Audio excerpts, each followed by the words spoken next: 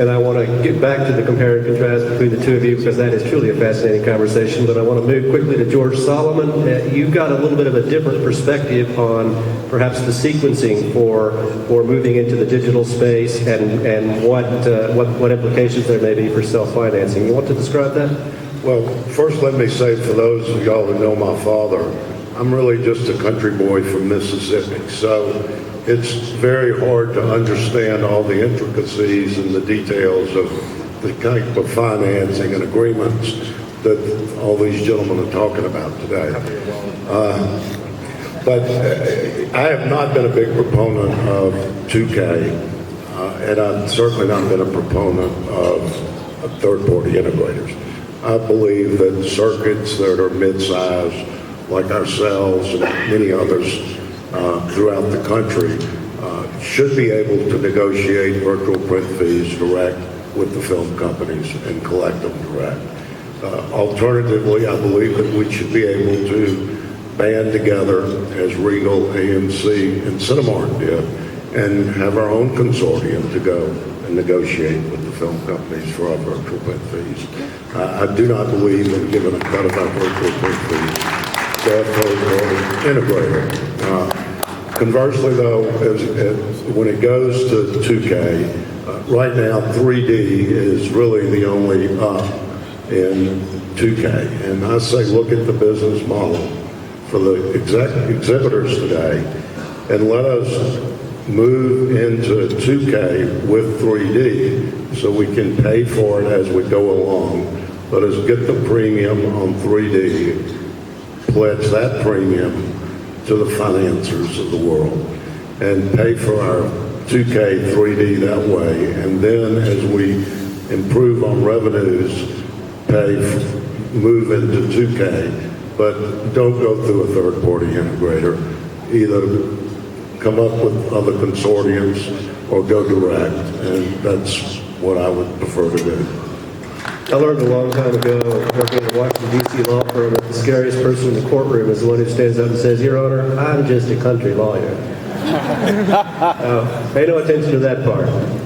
But I want to move now to Bill Campbell, who is moving into the position of managing director for the Cinema Buying Group, which is the vehicle for between 6,000 and 7,000 screens, independent screens in the U.S. and Canada.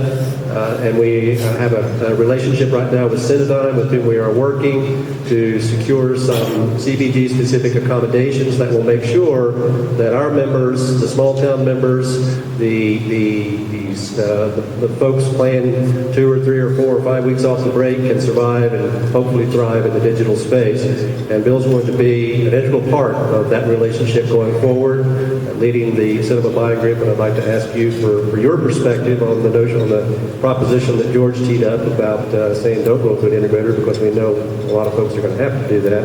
And then your take on the mechanics of self-financing and how viable that is as an option potentially for some CBG members and other folks out there in the industry.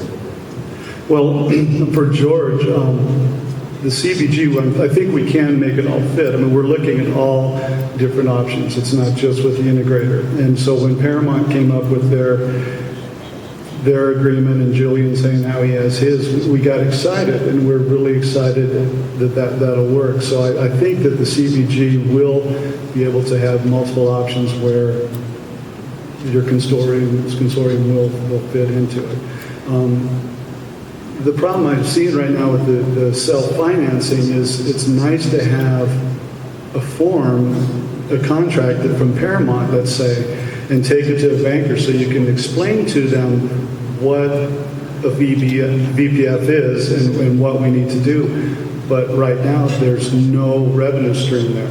So we can't do this because your most favored nation clause is going to make it where we have to have all the studios sign in so that we can get the VPF stream coming.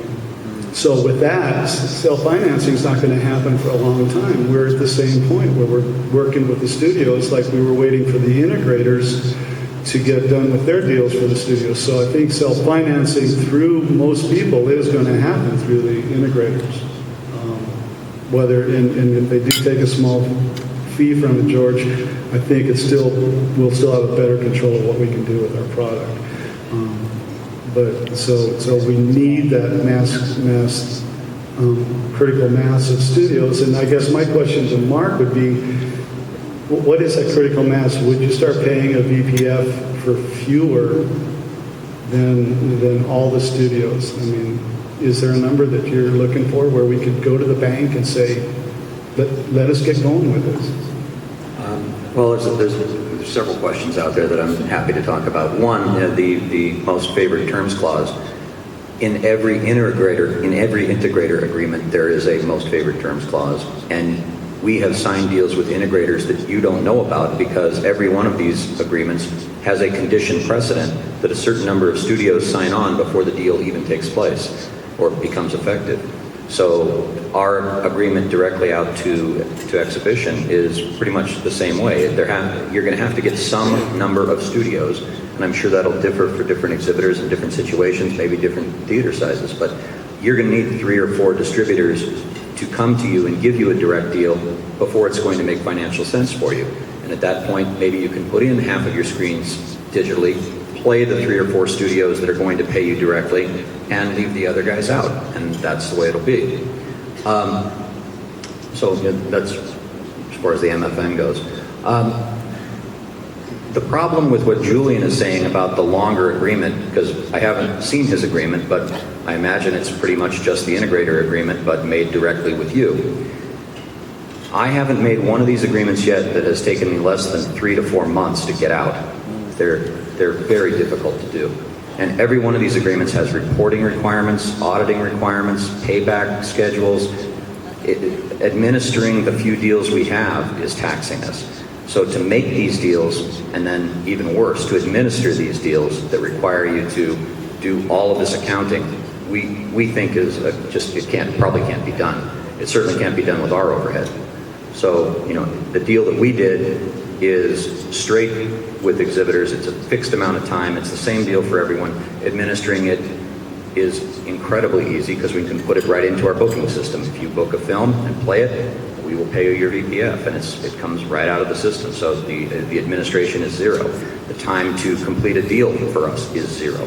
So this is something you can do now. This is something that is out there now, and I don't know. I think we've signed about 30 exhibitors at this point to our deal, and I don't think Julian can speak to this, but I'm guessing he hasn't signed 30 exhibitors to a long-term VPF deal.